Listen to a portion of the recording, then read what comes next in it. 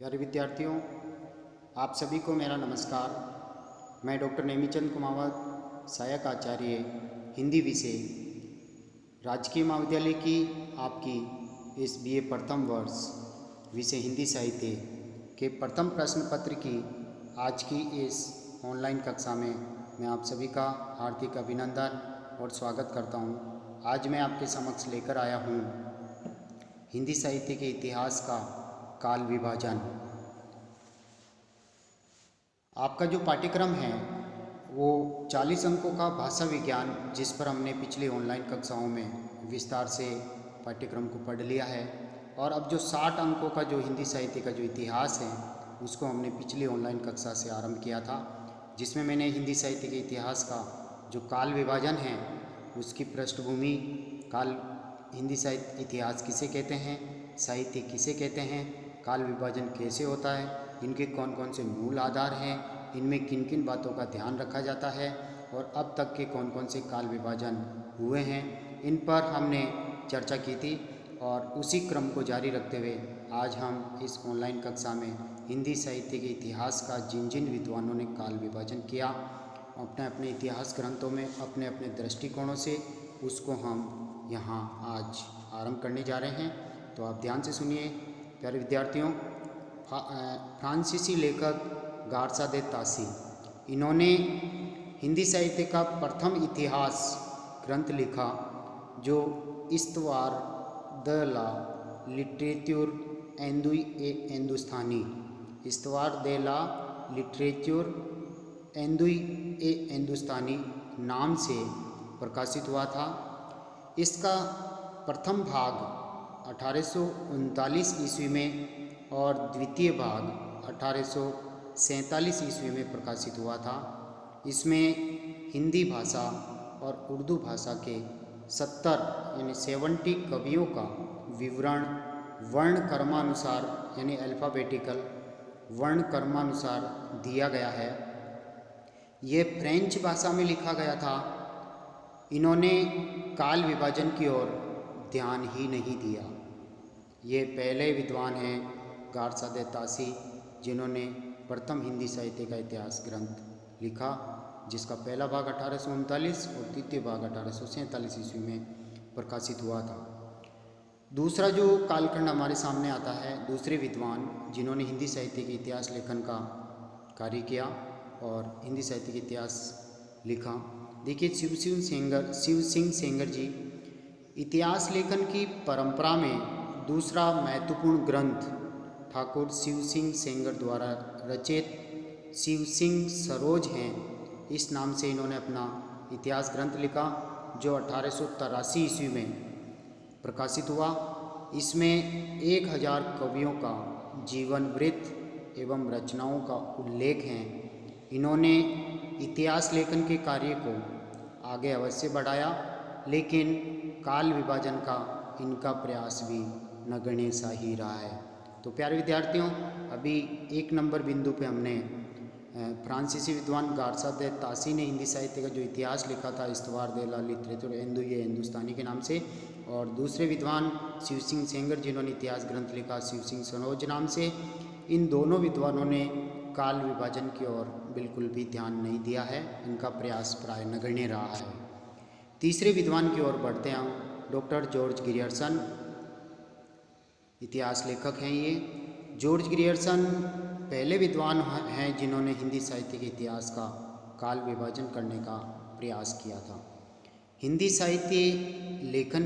साहित्य के इतिहास लेखन की परंपरा में डॉक्टर जॉर्ज ग्रियर्सन ने the modern vernacular literature of Hindustan, वापिस सुनिए, the modern vernacular literature of Hindustan नाम से अपना इतिहास ग्रंथ लिखा, जो एशियाटिक सोसाइटी ऑफ बंगाल की एक पत्रिका के विशेषांक के रूप में सन 1888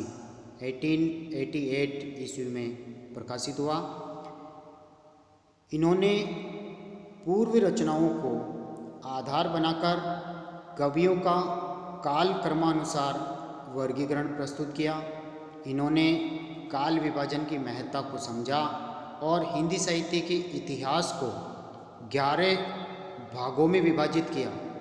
हिंदी साहित्य का जो इतिहास है, आज जो हम 4 कालखंडों में पढ़ रहे हैं, वो इतनी आसानी से विभाजन नहीं हुआ। सर्वप्रथम जॉर्ज ग्रियर्सन जी ने इतिहास लेखन के कार्य को करते हुए काल विभाजन किया और 11 भागों में उन्होंने कालखंडों को विभाजित किया। उनके ये 11 कालखंड इस प्रकार हैं। देखिए, चारण काल 700 से 1300 ईस्वी। दूसरा कालखंड इन्होंने किया 15वीं शताब्दी का धार्मिक पुनर्जागरण। तीसरा मलिक मोहम्मद जायसी की प्रेम कविता। चौथा है ब्रिज का कृष्ण संप्रदाय। पांचवा है मुगल दरबार और छठा है तुलसीदास। सातवां रीति काव्य। आठवां है तुलसीदास के प्रवृत्ति कवि और नौवां है 18वीं शताब्दी। 10वां है कंपनी के शासन में हिंदुस्तान और 11वां है महारानी विक्टोरिया के शासन में हिंदुस्तान। ये 11 कालखंड, 11 अध्याय। इन 11 अध्यायों में जॉर्ज ग्रियर्सन जी ने हिंदी साहित्य के इतिहास का काल विभाजन प्रस्तुत किया। प्यारे विद्यार्थियों, इनकी हम अब समीक्षा करने जा रहे हैं। आप विस्तार से आप ध्यान दें इस विषय पर, इनकी समीक्षा पर। डॉक्टर ग्रियर्सन के काल विभाजन की समीक्षा। वस्तुतः ग्रियर्सन के काल विभाजन में आज कई कमियां नज़र आती है। ये काल विभाजन किसी भी दृष्टि से वैज्ञानिक एवं सुव्यवस्थित नहीं है। इसे काल विभाजन के स्थान पर भिन्न भिन्न अध्याय कहना ही अधिक युक्ति संगत है। अतः इनका काल विभाजन उचित नहीं है, क्योंकि इसमें कालक्रम की निरंतरता का अभाव है। चारण काल से लेखक सीधे ही 15वीं शताब्दी के धार्मिक पुनर्जागरण पर पहुंच जाते हैं। संत काव्य की ओर इसमें कोई ध्यान नहीं दिया गया है। नामकरण कहीं व्यक्ति के आधार पर है तो कहीं धार्मिक प्रवृत्ति के आधार पर। अतः इस विभाजन से कुछ ही प्रवृत्तियों का बोध हो पाता है। इनमें एक तरह से कमियां हैं, ये वैज्ञानिक नहीं है। कालक्रम की निरंतरता का अभाव है। संत काव्य और अन्य काव्यों की ओर इनका ध्यान ही नहीं है। इन्हें कालखंड ने कह करके मात्र अध्याय के तो उचित होगा, और कहीं व्यक्ति के आधार पर नामकरण तो कहीं धार्मिक प्रवृत्ति के आधार पर नामकरण। अतः डॉक्टर ग्रियर्सन के द्वारा सुझाया गया प्रथम काल विभाजन वैज्ञानिक दृष्टि से उचित नहीं कहा जा सकता। अगले कालखंड की ओर हम बढ़ते हैं, और अगला कालखंड आपके समक्ष है चौथा, मिस्र बंधुओं का काल विभाजन। ये मिस्र बंधु 3 भाई हैं, 3 साथी कह सकते हैं, 3 सगे भाई या मित्र कह सकते हैं इनको। श्याम बिहारी मिश्र, सुखदेव बिहारी मिश्र और कृष्ण बिहारी मिश्र, ये तीनों के नाम हैं। ये बंधु यानी भाई ग्रियर्सन के पश्चात, यानी जॉर्ज ग्रियर्सन के पश्चात सन 1913 ईस्वी में मिस्र बंधुओं का मिस्र बंधु विनोद प्रकाशित हुआ। ये 4 भागों में प्रकाशित हुआ तथा इसमें 5000 से अधिक कवियों का परिचय दिया गया है। मिस्र बंधुओं ने काल विभाजन का प्रयास किया, जो इस प्रकार है। देखिए, मिस्र बंधुओं का काल विभाजन जो इन्होंने कालखंड किए हैं। पहला है आरंभिक काल, और इस आरंभिक काल के भी 2 खंड किए इन्होंने, पूर्वारंभिक और दूसरा उत्तरारंभिक। पूर्वारंभिक काल का समय रखा 700 से लेकर 1343 विक्रमी संवत। उत्तरारंभिक काल का समय रखा 1343 से 1444 विक्रमी संवत। और माध्यमिक काल, इसका समय, इसके भी इन्होंने 2 कालखंड किए हैं, पूर्व माध्यमिक काल और प्रौढ़ माध्यमिक काल। पूर्व का समय 1445 से 1560 विक्रमी संवत, और प्रौढ़ माध्यमिक काल का समय 1561 से 1680 विक्रमी संवत। और तीसरा जो कालखंड है वो है अलंकृत काल, और इसके भी 2 भाग इन्होंने किए। पूर्वालंकृत काल 1681 से 1790 विक्रमी, और उत्तरालंकृत काल 1791 से 1889 विक्रमी संवत।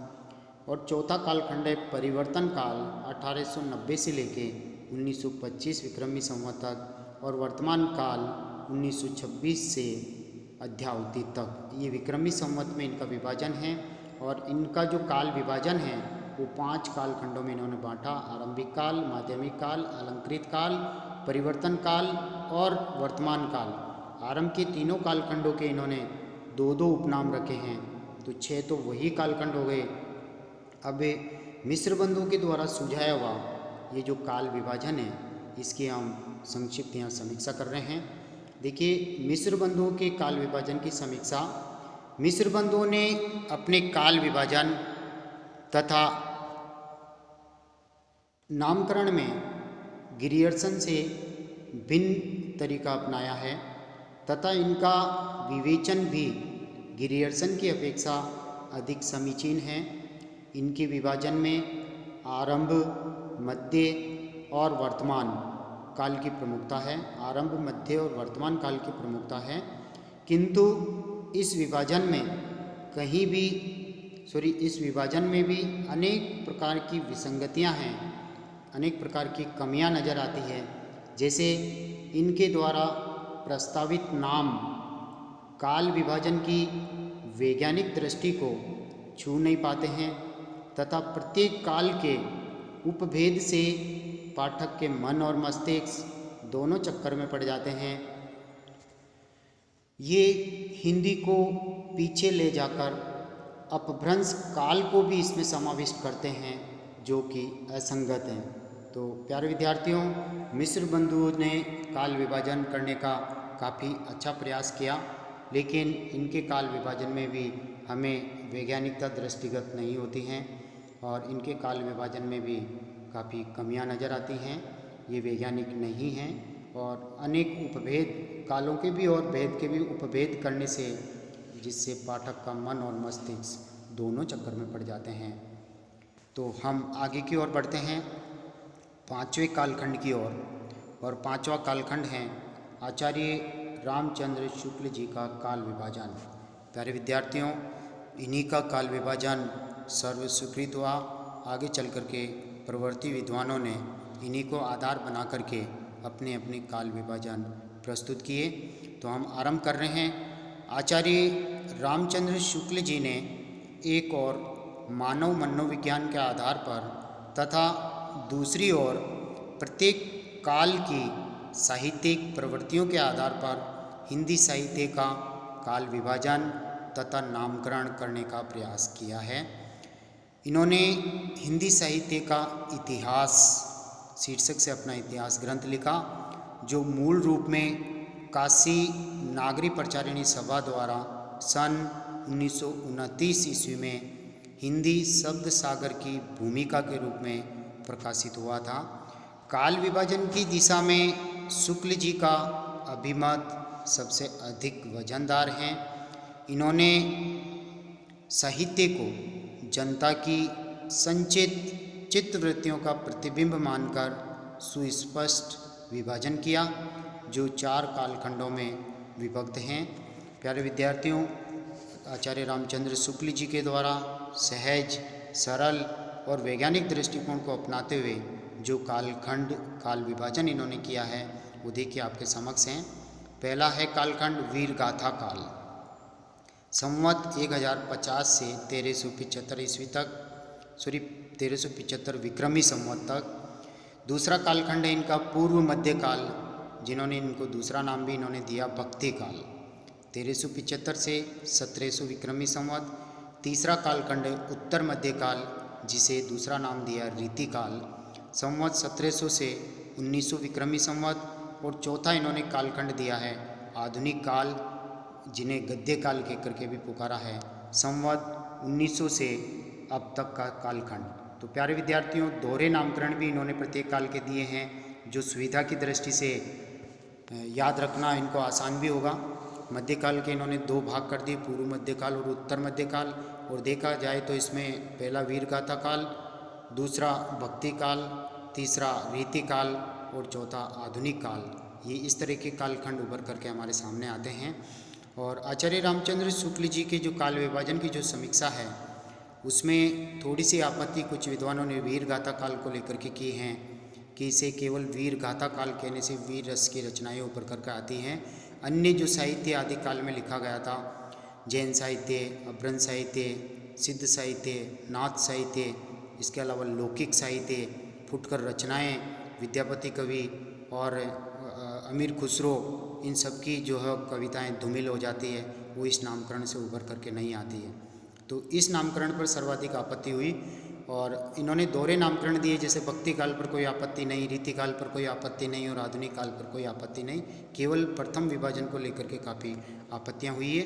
तो प्यारे विद्यार्थियों, आज की ऑनलाइन कक्षा को हम यहीं समाप्त करेंगे। अगली जो ऑनलाइन कक्षा होगी वो आचार्य रामचंद्र शुक्ल जी के काल विभाजन की समीक्षा से हम इसे आरंभ करेंगे। तब तक जय हिंद, जय भारत, थैंक यू।